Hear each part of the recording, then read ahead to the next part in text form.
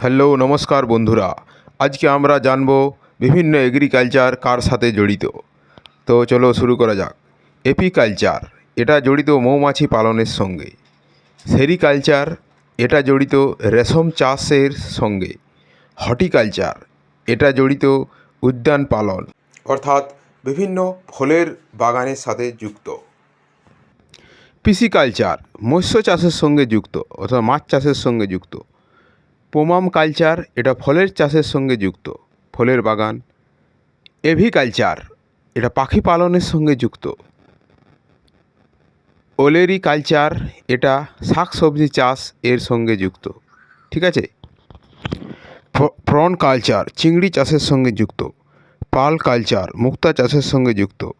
Floriculture ফুল চাষের সঙ্গে যুক্ত।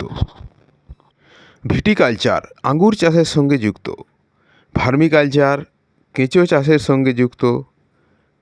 সিলভিকালচার বিভিন্ন ধরনের গাছ লাগানোর সঙ্গে যুক্ত।